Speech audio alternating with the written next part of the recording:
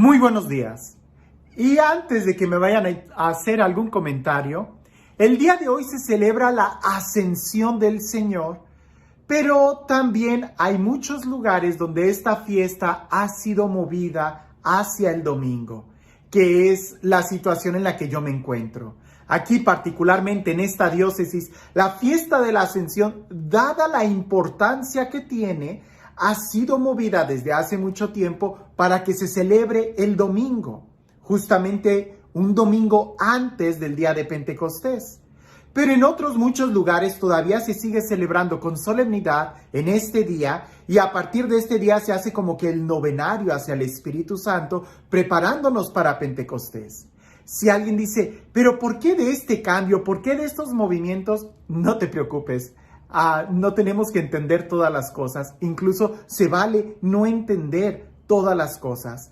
Va a depender mucho de qué postura tomes, ¿no? Desde la postura de, no, es que hay que celebrar el novenario y este es el día, bueno, te inclinarás a celebrar este día.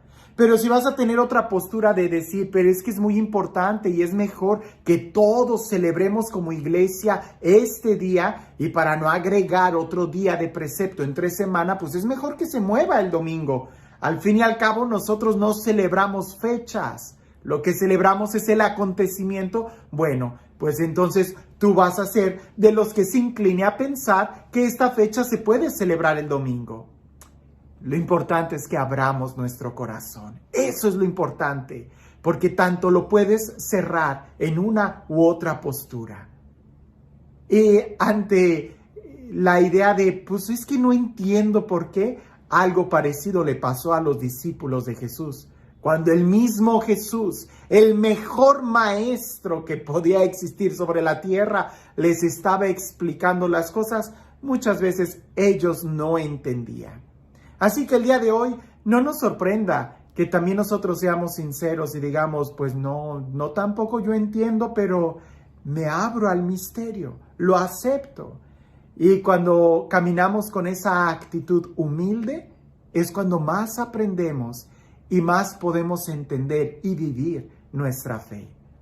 Es como en la escuela, es preferible que el alumno le diga al maestro, no entendí, a que simplemente finjas que has entendido y te creas muy inteligente y hasta seas un gran crítico y al final tu corazón se haya cerrado. Escuchemos lo que dice el Evangelio y estoy seguro que va a traernos mucha luz en nuestro diario vivir. En aquel tiempo Jesús les dijo a sus discípulos, dentro de poco tiempo ya no me verán y dentro de otro poco me volverán a ver.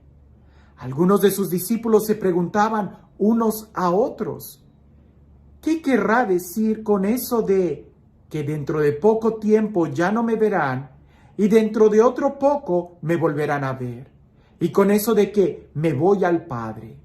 Y se decían, ¿qué significa ese un poco? No entendemos lo que quiere decir. Jesús comprendió que querían preguntarle algo y les dijo, están confundidos porque les he dicho, dentro de poco tiempo ya no me verán y dentro de otro poco me volverán a ver. Les aseguro que ustedes llorarán y se entristecerán mientras el mundo se alegrará. Ustedes estarán tristes, pero su tristeza se transformará en alegría. Es curioso ver cómo los discípulos entre ellos se hacen esas preguntas. ¿Qué quiso decir el maestro? ¿Qué quiso decir con ese de que dentro de un poco me verán y ya no me verán y me voy al Padre? Pero ninguno de ellos se atrevía a preguntarle.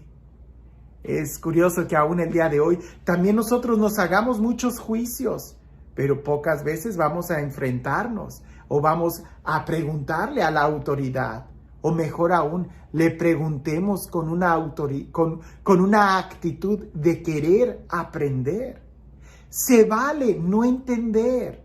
Se vale el decir, no lo sé, no lo comprendo, pienso diferente a ti, pero está bien, no te entiendo. Se vale. Es mejor ir con el mundo con esa actitud humilde de decir, pues no lo entiendo, pero pues vamos adelante, que a ir con esa actitud de, no, es que yo sí entiendo y tú estás mal. O es que yo entiendo, pero los demás son tan brutos que no lo entienden. No, con esa actitud lo único que vas a hacer es aplastar. Hay que ir humildes, hay que ser sencillos. Ahora, lo que Jesús les dice es bien importante, que a veces también se nos olvida. Y creo que es una de las definiciones más claras sobre la vida sin Jesús. Cuando yo me vaya, dice Jesús, ustedes se entristecerán. Una vida sin Jesús es una vida triste. Es una vida triste. El Papa Francisco nos lo ha dicho muchas veces. No existe un santo triste, ¿verdad? Cuando tú tienes a Jesús, hay alegría. La ausencia de Jesús te provoca la tristeza. Pero ¿sabes cuál es el peor mal? Que a veces nosotros nos acostumbramos a esa tristeza, a esa ausencia de Dios. Y vagamos por el mundo con esa tristeza, nostalgia, vacío. Y simplemente nos acostumbramos a vivir así. Y eso puede ser y lo es, muy peligroso. Porque cuando tú estás viviendo en una tristeza y ni cuenta te das, entonces es cuando vienen muchas patologías. Y no estoy hablando solamente de una depresión, sino completamente de una vida vacía, sin sentido. Recuerda esto, una vida sin Jesús es una vida triste. Pero cuando Jesús llega a tu vida, cuando Dios está en ti, hay alegría, hay plenitud. No quiere decir que no vaya a haber dificultades.